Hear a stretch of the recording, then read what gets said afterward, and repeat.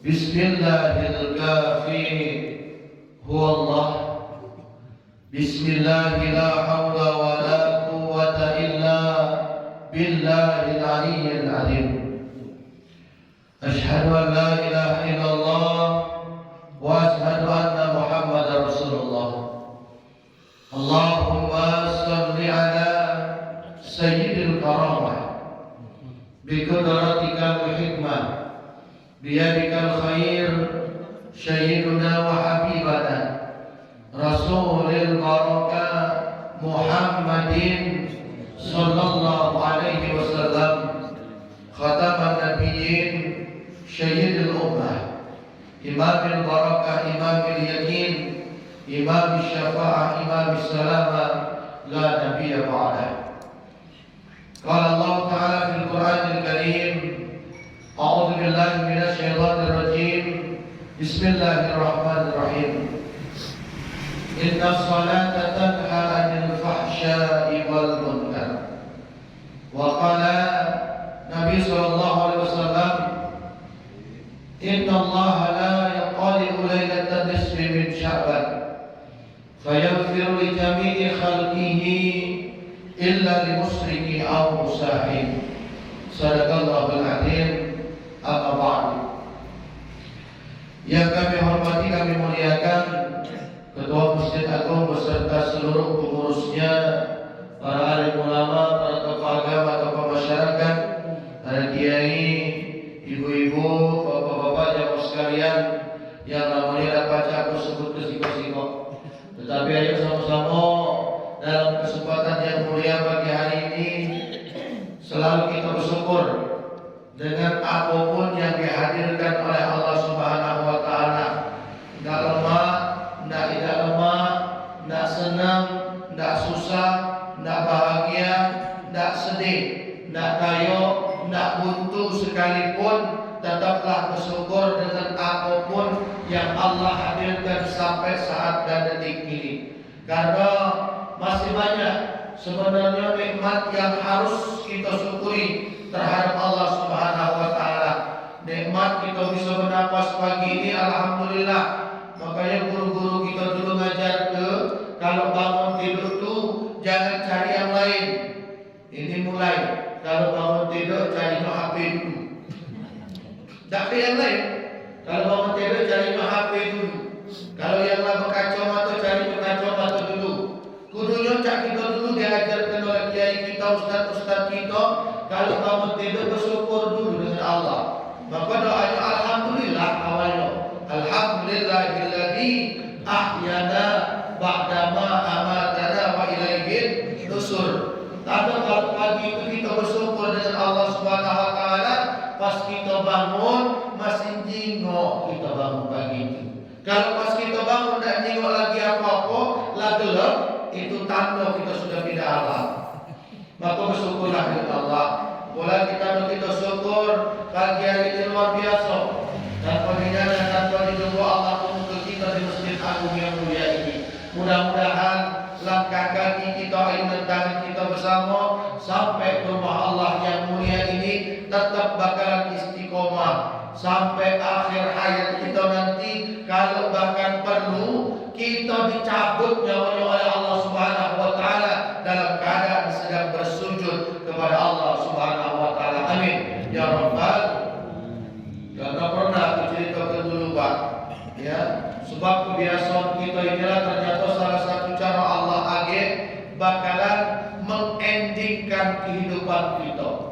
Bakalan Allah Subhanahu wa taala mengakhiri kehidupan kita sama dengan kebiasaan kita hidup. Makanya dulu aku cerita di dusun kami di Jabat Akar itu Pak, ada uak. Uak ini luar biasa. Diceritakan waktu kami balik dusun itu 40 hari uak. Pas balik ke dusun, uak ini anak nantunya cerita, Cek, uak ini waktu dia sebelum tinggal pamitan dengan kami, pamitan ke tempat pesan, karena saat itu masih yasin tempat pesannya. Pas berangkat, dak galak minta antar naik taksi, dia berangkat ke sana, tandanya dak katik, tanda kalau waktu sakit. Berangkat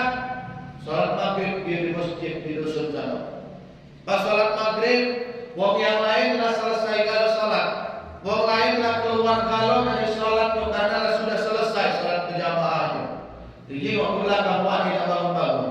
Tidak bangun-bangun dia jenguk ke belakang. Kakak ini tadi mana? Mak, ngapa mak ni katanya dah yasinan tempat mertuanya ni tadi, tempat besan ni tadi. Pas dijenguk ke belakang masih dalam keadaan sujud, dijenguk oleh kakak, dia cerita pas digendong oleh kakak, tidak dibawa ke rumah sakit, sudah tidak ada lagi nyawanya. Inilah kematian yang indah, Pak. Ya, iri kita dengan yang macam itu. Jangan percaya cerita kakak kali waktu balik ke Dusun Tanjung. Ketika balik ke Dusun Tanjung, memang kebiasaan di dusun itu luar biasa. Bahkan punya istilah yang luar biasa juga. Kalau ada orang sedekah, itu dia pakai istilah, Pak, setiap malam itu hobi. Wong satu yasinan. Kira bagus kalau dia hobi yasinan. Ya, tiap ada wong sedekah yasinan. Mantap kalau dia wong sedekah yasinan. Daripada gawe dakwah, lebih baik mereka yasinan. Cuma kakak ini tadi cerita je, ada kawan kita itu saking senang yasinan, sampai jam 3 malam dia belum balik yasinan. Bingung lah, ngapa jam sampai jam 3 malam dah selesai yasinan. Rasulku kalau mau yasinan tu dah katik lewat jam 10, jam 11 belum selesai. Nah, kau dah tahu kan yasinan sampai jam 11 sampai jam 3. Nah, aku tahu itu kalau yasinan tu baca Quran. Ternyata bukan. Cerita kakak tadi. Kalau di Tanjung sana istilah yasinan tu mau berjudi, Pak. Ya, mau main leng. Mau main remi itu dipakai istilah yasinan. Agak gede dikit perasaan dibuka. Kalau ada keluarga kita yang pakai istilah yasinan itu, dia mengatakan judi, tekok di kepalanya dah apa.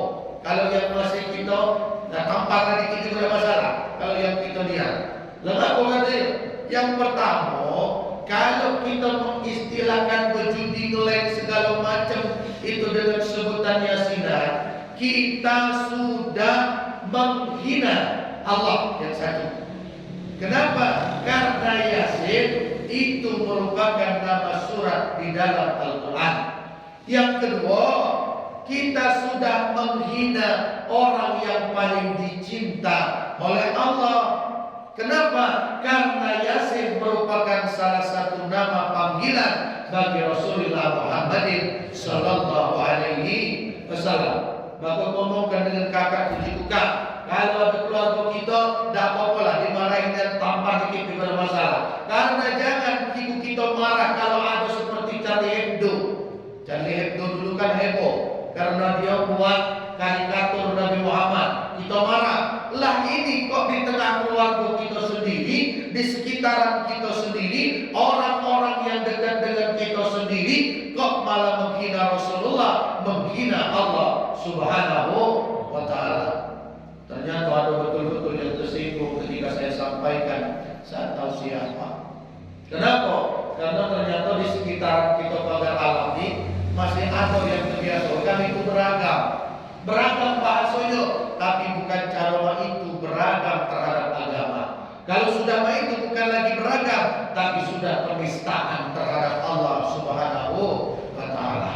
Sehingga kakak ini tadi cerita, pas jam 3 malam dia belum balik-balik main judi jadi. Ya waktu itu apa dari pakai main judi baik istilah tak simpel. Ya ngeleng sudahlah ngeleng pakai baik istilah itulah. Ini dipakai tadi diperhalus gawe tak benar. Ya jam 3 malam karena mau ngeleng itu Pak dia cerita. Ya mau sutu lajulah. Tiap naruh kartu lajulah. Pas sampai masih dengan wong yang ini tadi disuruh laju-laju, udah laju-laju. Nunggu disenggol, woi lajulah. Ya, pas disenggol orang yang sebelah ini tadi, dia tertelungkup kartunya pasti depan rainya juga. Innalillahi wa inna ilaihi raji'un. Kira-kira husnul khotimah, khotimahnya macam ini. Dengarnya lagi tidak lemah gitu. Ya, ingatnya lagi tidak lemah. Kalau kata orang bersemangat terpujar. Ya, kalau kata orang sekarang bahasanya viral. Nah, makanya direkam ini ya. Akhirnya viral juga bahasanya. Kenapa? Supaya orang tahu jangan lagi macam-macam kalau beragam apalagi dengan Allah wa Rasulullah Sallallahu Alaihi Wasallam.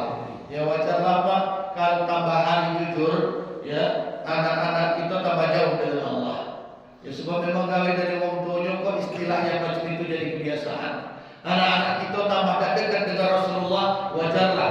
Jarak dengan salatnya, wajarlah. Bahkan dengan salatnya pun mereka tidak peduli, benarlah.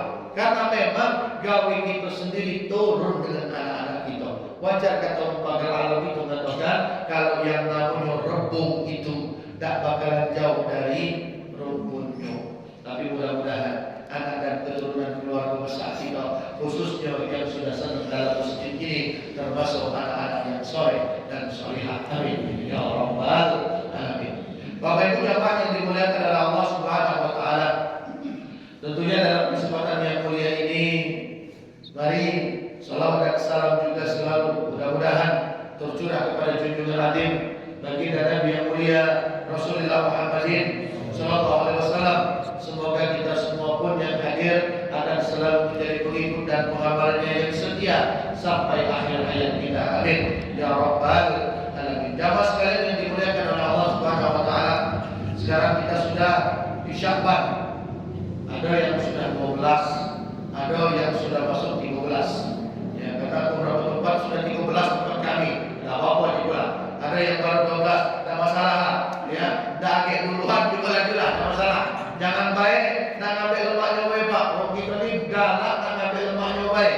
Ya, kalau puasa kamu melok mana? Berujar pula dengan bangganya. Kami kalau puasa melokin. Oh mungkin ini apa?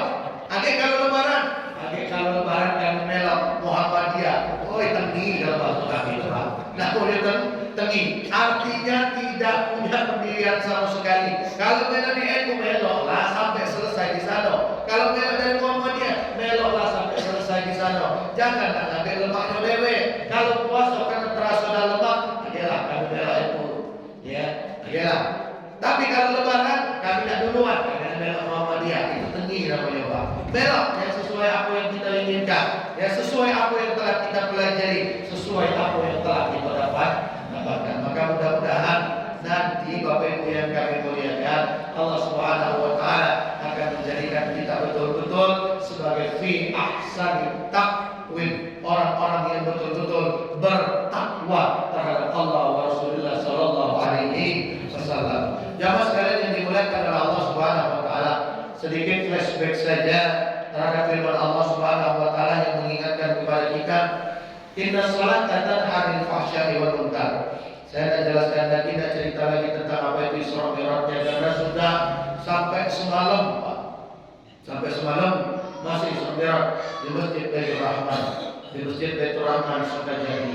Sedikit punya cerita, itu termasuk masjid yang di bulan suci Ramadan kemarin ketika kami majelis dengan ibu-ibu minta doakan.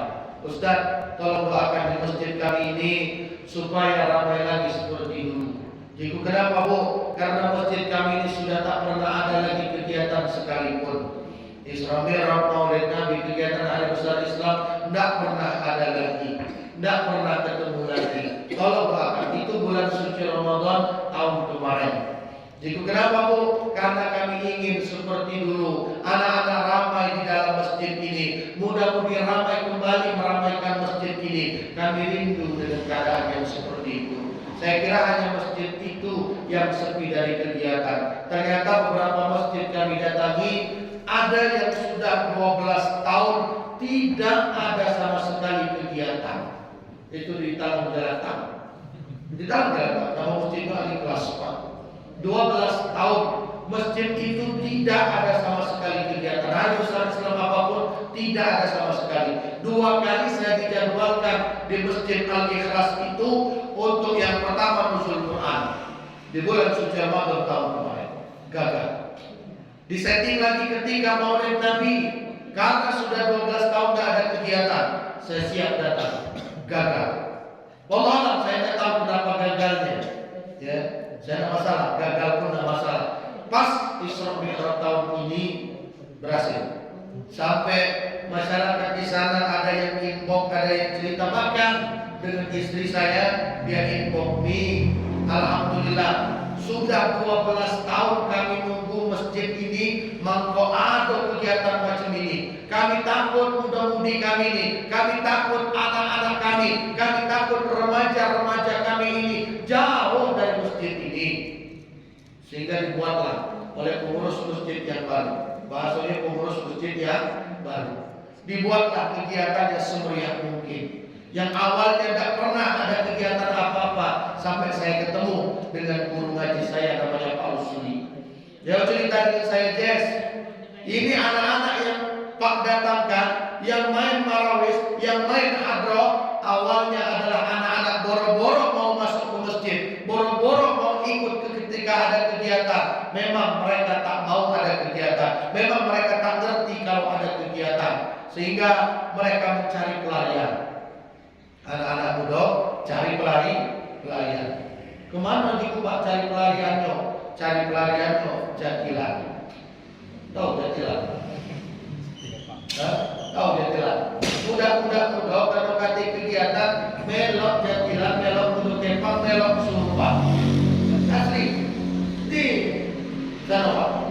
Mereka ikut seperti itu sehingga Pak khawatir Jess dengan anak-anak muda ini, sehingga Pak tarik anak-anak muda. Malam itu memang mereka hadirkan semua anak-anak muda dengan komunitas hijrahnya. Mereka bermain marawisnya, mereka membawa hadrohnya, mereka membawa personilnya, sehingga yang 12 tahun lalu tidak ada kegiatan diramaikan oleh masyarakat yang ada di sana. Masyarakat itu rindu Pak, sama seperti saya. Rindu ketika masjid ramai, rindu ketika masjid tidak melihat ada golongan A, tidak melihat ada golongan B. Rindu ketika masjid seperti tahun 90-an lalu ketika kami masih belajar, ramainya luar biasa, guyupnya luar biasa. Tidak ada yang sedikit-sedikit menyalahkan, tidak ada yang sedikit-sedikit membentangkan, tidak ada sedikit-sedikit yang mempersoalkan amalan orang lain, karena mereka sadar kalau amalan yang kita lakukan saja belum tentu yang diterima oleh Allah. Bahkan siapa tahu amalan orang lain yang kita anggap salah, yang kita anggap sesat, malah amalan mereka lah yang lebih baik daripada amalan kita. Malah amalan mereka lah yang lebih dahulu diterima oleh Allah Subhanahu wa taala. Malah amalan yang selama ini kita banggakan, amalan yang selama ini kita anggap paling benar adalah amalan yang tidak diterima sama sekali oleh Allah Subhanahu wa taala. Maka mudah-mudahan amalan kita hari ini adalah amalan yang diterima oleh Allah. Amin ya rabbal alamin. Jamaah sekalian yang dimuliakan oleh Allah Subhanahu wa taala, kenapa kami mengingatkan kembali tentang sholat ini? Karena miris Pak. Saya hari Jumat kemarin, hari Kamis tepatnya, ya hari Kamis kemarin, itu kalau bahasa mau sekarang ujian praktek sekolah Pak. Ya ujian praktek.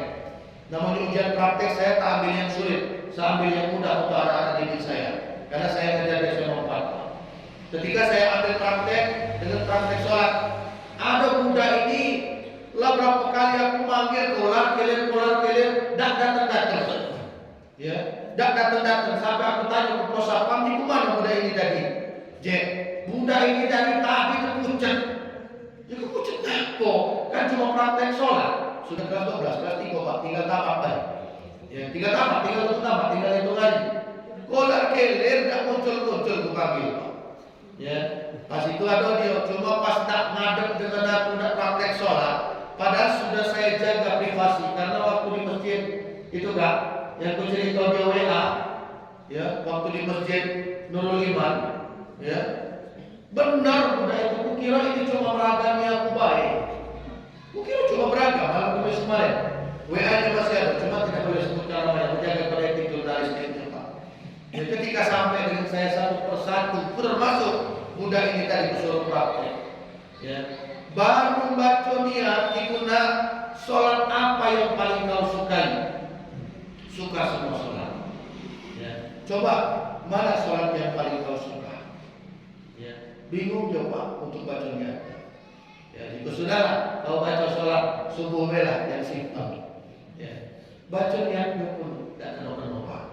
Ya usolli, berulang-ulang usolli. Ya, berulang-ulang. Usolli subuhi, usolli fardu, berulang-ulang. Sampai ditonton usolli fardu subuhi rakaataini mustaqbilal qiblati ada adillahi ta'ala. Terus ya, sudah. Iftitah dah hafal. Ya, dah hafal iftitah. Oke lah senang. Ya, coba langsung baca Fatihah. Ya, ini Pak yang bikin aku gedeg dan nangis luar biasa Pak. Disuruh baca Fatihah, ternyata Fatihah pun tak apa. Tak apa benar. Ya, dapat benar Pak. Ya sampai ku panggil mohon maaf diguna. Emakku Islam, bapakku Islam. Ya. Dan kamu sudah Islam galau-galau. Kau ngaji dah? Ngaji. Cuma ngapa kau tidak pernah sholat? Ya aku sholat Pak. Ya ternyata benar Pak.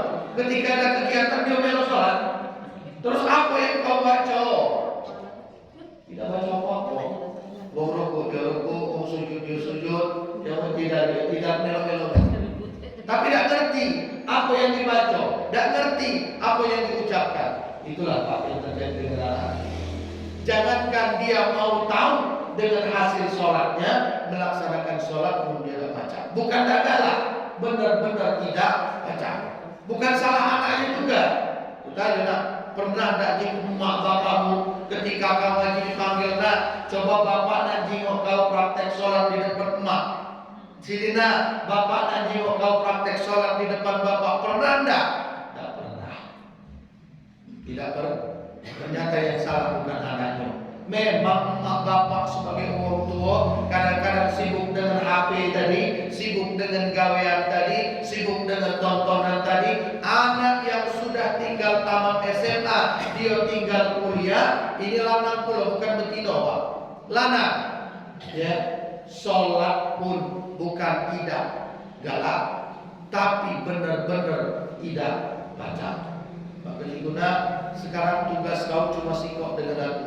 Setiap ketemu dengan aku, kau setor niat sholat. Ketemu lagi dengan aku, kau setor doa iftitah. Yang mana baik? Kau mudah pakai Allahu Akbar kabira walhamdulillah katsira, pakai yang itu. Kau mudah pakai Allahumma baini wa bainahum kama qataya, pakai yang itu. Enggak masalah. Mana yang kau mudah hafalkan? Setorkan dengan saya.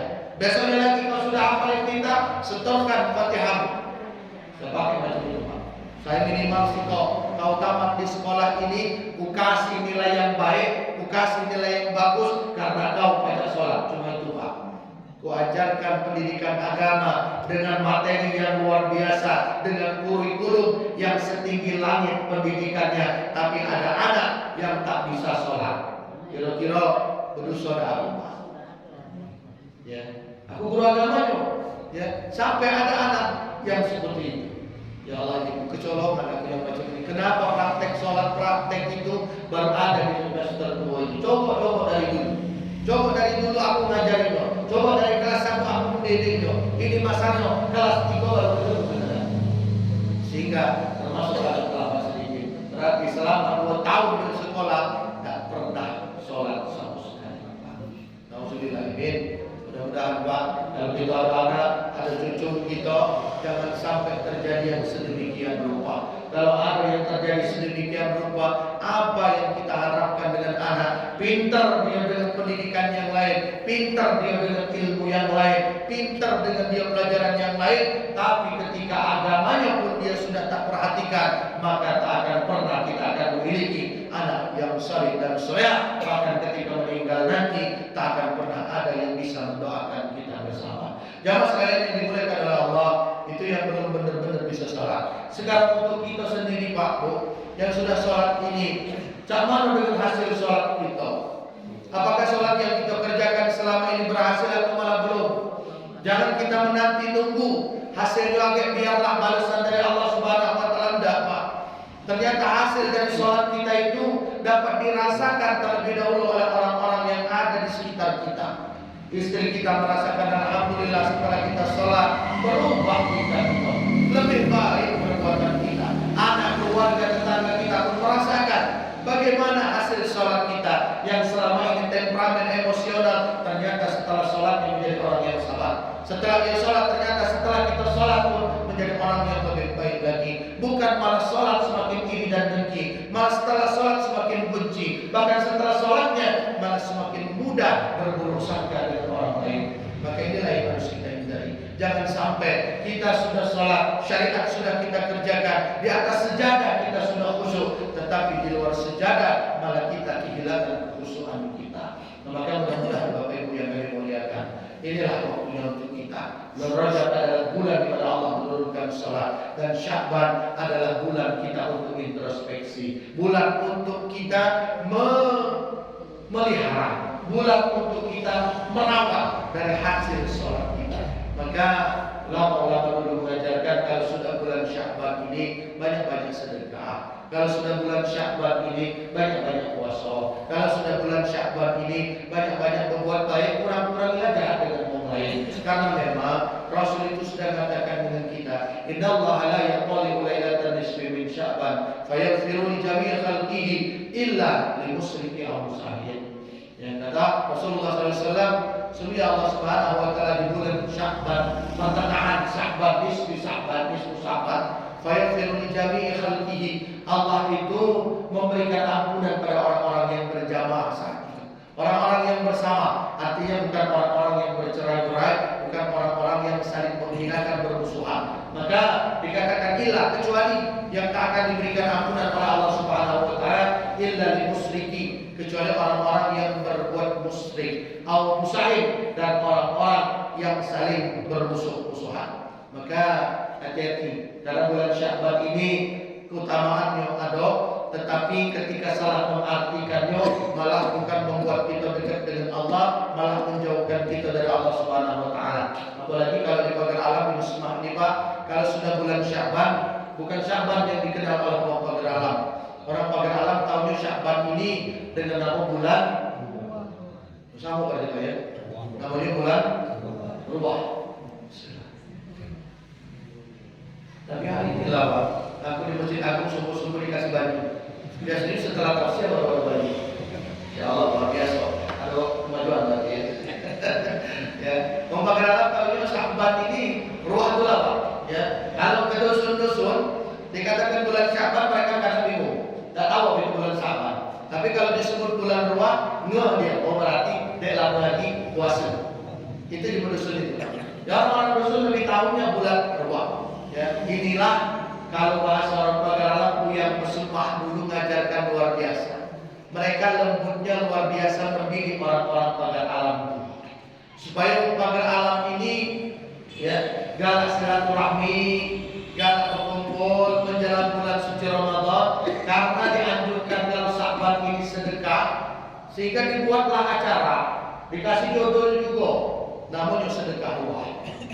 Ya, dikasih judul namanya sedekah ruah. Padahal esensi pentingnya bukan ruahnya, bukan karena di dalam situ ada arwah yang balik, arwah itu balik, kemudian setelah dia balik, anak cucunya diganggunya kalau ini yang gak salah pemikiran Pak. Ya, timbullah pemikiran kalau bulan ruah, ini orang semua berpikir Pak. Bulan ruah ini biasanya mulai yang semua kepala sakit pening, ya, yang sakit mulai banyak, dan diambil kesimpulan, oh ini pasti gara-gara belum ziarah. Ya, sehingga kalau di dusun-dusun itu pas bulan Sya'ban ini, apalagi pas Jumat, mulai Jumat kemarin itu Pak, rame. Ketika kami lewat di dusun-dusun, ya kuburan itulah bersih galau. Kenapa? Karena siap-siap uang tuh tidak datang ke kuburan, tidak ziarah. Cuma ada yang salah, benar-benar salah. Kenapa? Karena ketika dia berpikir masuk bulan Sya'ban, ada keluarga yang sakit, dia selama kepala pening, batuk pilek tak sembuh-sembuh. Oh ini kita bawa ziarah ke Gaduh. Benar, dibawa anak cucu dari ziarah. Ya, pas dibawa anak cucu ziarah, mulai sampai ke kuburan tadi ditepuk-tepuk dikit pula kuburannya. Seakan-akan merayu yang ada di dalam kubur. Ini anak cucu kan dibawa galau. Tak lama lagi nak puasa ini. Ini sembuh kelak, inilah batuk pilek lama tak sembuh-sembuh. Maka lemak dia puasa, sembuh kelak dulu cucu yang ini. Kecil jadi Bapak. Padahal datang ke kubur boleh, ziarah boleh.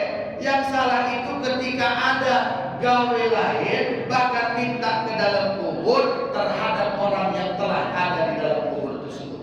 Kalau mendoakan, memang gawe kita, memang tugas kita. Makanya kalau di dusun itu sampaikan seperti ini, supaya ketika datang ke kubur jangan salah niat, apalagi sampai salah gawe, apalagi sampai minta di sana, itulah betul-betul salah niat. Ya, sehingga apa yang digawekan, kita datang ke sana sebagai tadkirul maut kita, mengingat kalau kita juga bakalan mati, ingat kalau keluarga kita dulu juga bersama dengan kita, doakan mereka. Ajak kenalkan dengan anak cucu kita. Ini loh nenek kamu dulu gawe di masjid tulah masih mati juga. Itulah kira-kira. Nanti Bapak Ibu yang kami muliakan, orang-orang yang diingatkan oleh Allah Subhanahu wa taala ketika akan masuk bulan suci Ramadan, mereka akan lebih banyak ingat kematian. Karena kalau kita lebih banyak ingat kematian, yakinlah kita akan lebih khusyuk di dalam beribadah nantinya. Wong yang tak galak ibadah, wong yang tak galak memperbaiki ibadah, itu wong yang lupa kalau dia juga bakalan mati. Yang kedua, kata Rasulullah SAW, Abu Sa'id, orang yang tak akan diampuni oleh Allah, mereka yang saling bermusuhan. Makanya ayo, wong salah pasti. Kita pun juga nutup kemungkinan. Pasti kita pernah membuat salah. Baik dengan kawan kita, dengan uang-uang yang ada di sekitar kita, pernah kita membuat salah. Baik dari lisan kita, dari pandangan kita, dari gestur kita, bahkan kita tak ngapo-ngapoi pun kadang-kadang juga salah di depan mata wong yang memang sudah tak senang dengan kita.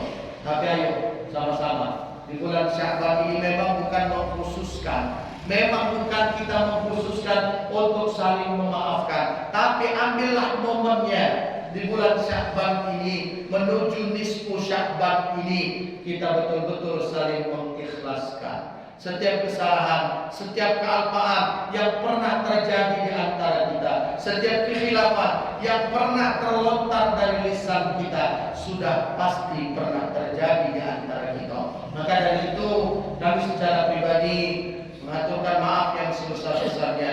Mohon maaf atas segala kesalahan, khilafan yang pasti pernah kami lakukan, baik dari lisan kami, dari perbuatan kami, dan perkataan kami yang yakin pernah melukai hati. Karena kalau luka dikarenakan pisau masih dapat obat dicari, tetapi kalau lu sudah lisan, sudah lidah yang melukai hati, kemanalah obat yang akan dicari. Maka mudah-mudahan kita akan saling betul-betul saling mengikhlaskan, saling memaafkan terhadap kealpaan, terhadap kesalahan kita masing-masing. Mudah-mudahan Allah Subhanahu wa taala akan mengampuni dosa-dosa kita. Amin ya rabbal alamin. Lillahi wa syafaati Rasulullah sallallahu alaihi wasallam.